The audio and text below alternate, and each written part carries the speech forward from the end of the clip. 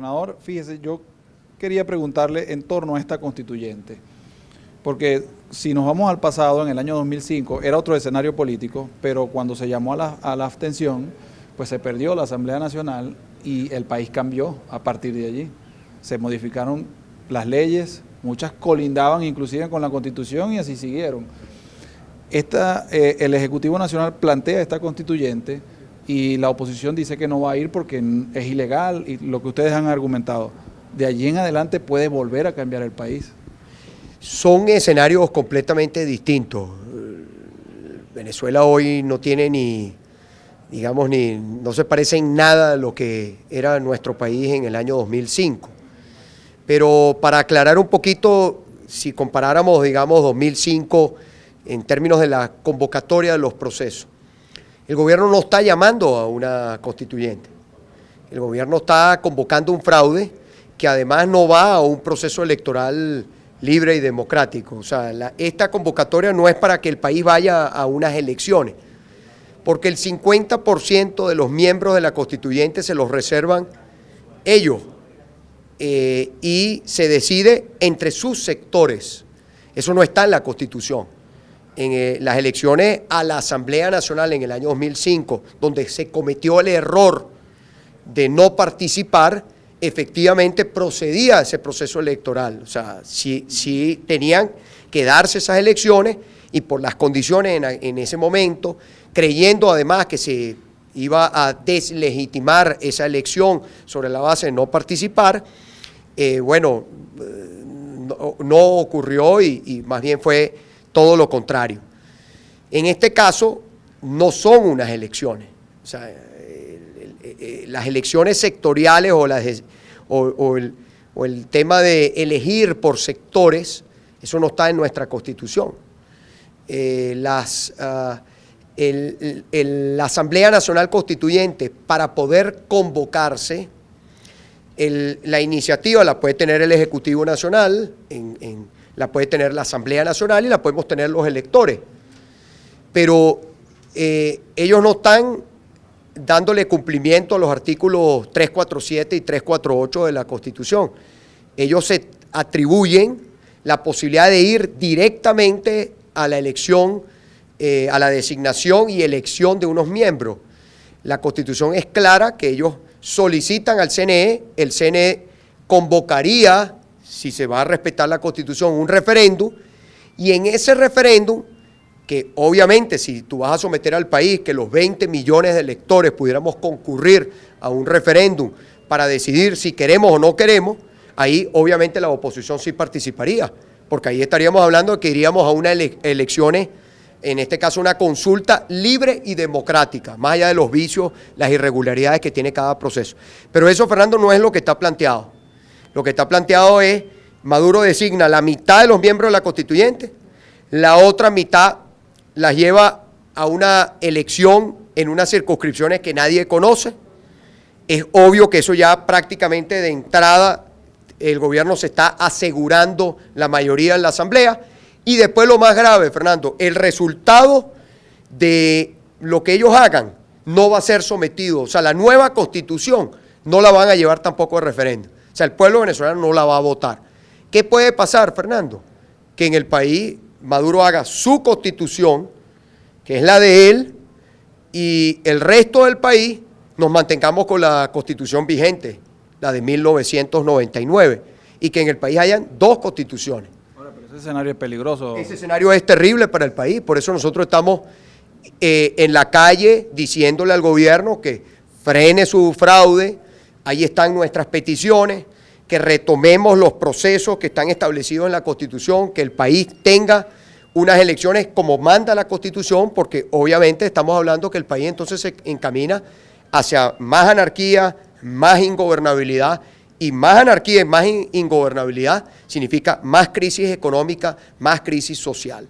La única razón por la que Maduro, muy distinto al año 2005, que era para elegir una Asamblea Nacional, Maduro está convocando este fraude para evitar elecciones libres y democráticas y para que en el país ellos, la cúpula de gobierno con él a la cabeza, no cambie nada y ellos mantenerse en el poder, porque saben que si convocan al pueblo venezolano unas elecciones, las pierden. Por eso yo le hacía referencia a que habían escenarios distintos, pero que la República puede cambiar, como cambió en 2005 y como puede cambiar.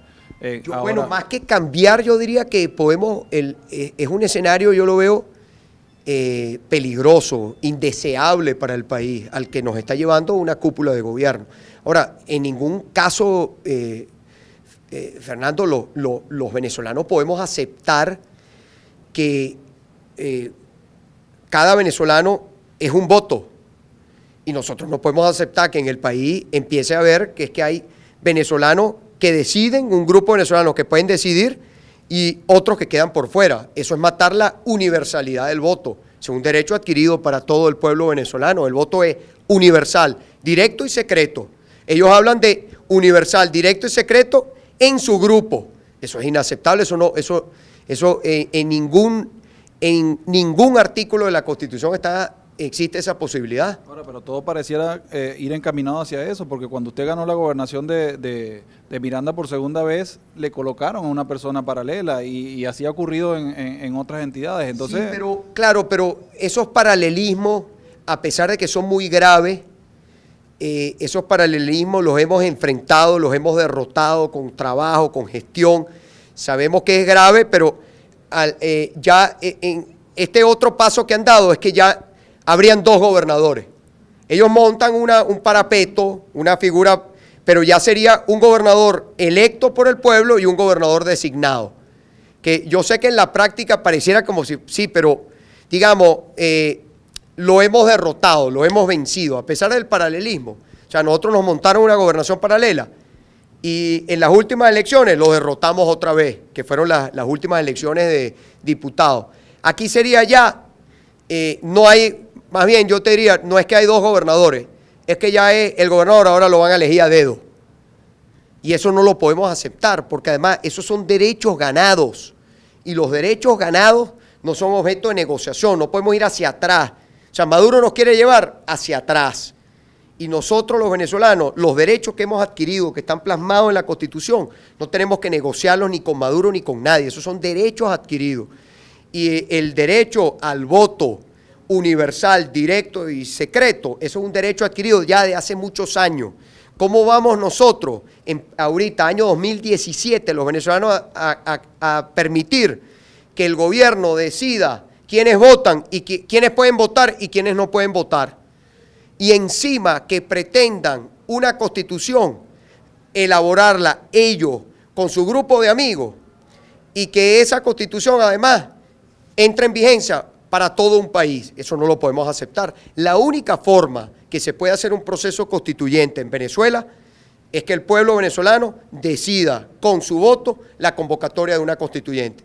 Y posterior a eso, aunque la Constitución dejó ahí un vacío, porque en la Constitución no sabemos si fue intencional, pero dejó un vacío, pero el deber ser es que la Constitución que se redacte, usted la someta al voto popular, como se hizo en el año 1999, el 15 de diciembre del año 1999. Mire, gobernador, hay otra cosa que está ocurriendo en el país y el fin de semana nos enteramos de eso.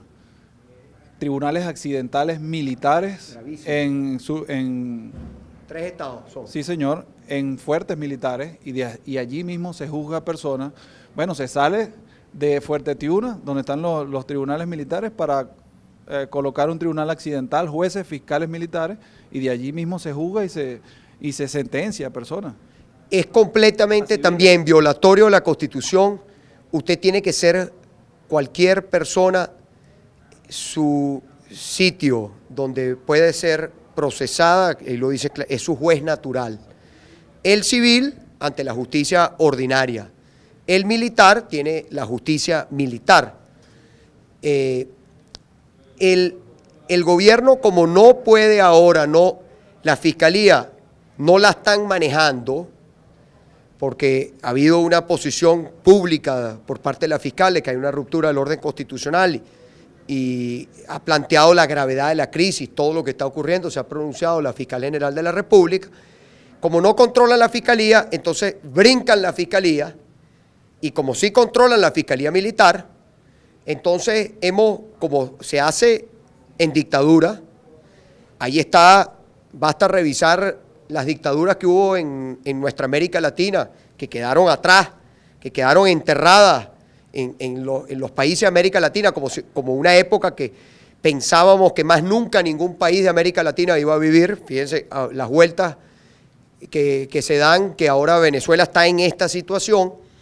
Bueno, esos son los juicios exprés, tribunales militares constituidos en los fuertes militares, con un fiscal militar, un juez militar, llevan un civil, lo presentan, una audiencia exprés, inmediata, rápida. Además, no hay investigación. No, nada, una audiencia exprés, y el juez acuerda, y ya esto es en 3 estados, Carabobo, Zulia y Falcón.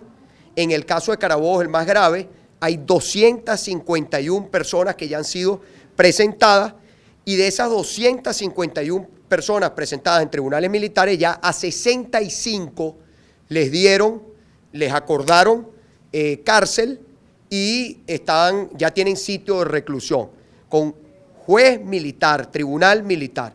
Ayer se pronunció el secretario general de la OEA, esto lo estamos elevando también a Naciones Unidas, a todos los gobiernos democráticos, porque esto, además de que es violatorio de nuestra Constitución, también es violatorio de los tratados internacionales suscritos por la República. ¿Cómo cree usted que se está viendo este caso, sobre todo? Eso es gravísimo. De las cosas más graves que hemos tenido, por supuesto, quitando los venezolanos que han sido asesinados, los homicidios que se han dado, pero lo más grave que hemos tenido, quitando el tema de los homicidios, es esto de procesar civiles ante los tribunales militares. El responsable de esto, y hay que señalarlo directamente, es el general en jefe Vladimir Padrino López, ministro de la Defensa. Él es el responsable, ya le hemos hecho la denuncia pública, que no pretenda venir a lavarse las manos.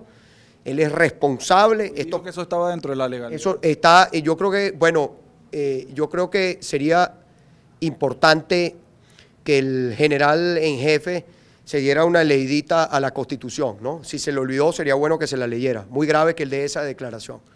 Sumamente grave que él haga una afirmación de esa naturaleza. Eso es lo que hace, lo que desdice, sin duda alguna, de lo que es su rol institucional que debería tener en una coyuntura, en una situación tan grave como la que vive el país. Le damos las gracias al gobernador del estado Miranda, Enrique Capriles.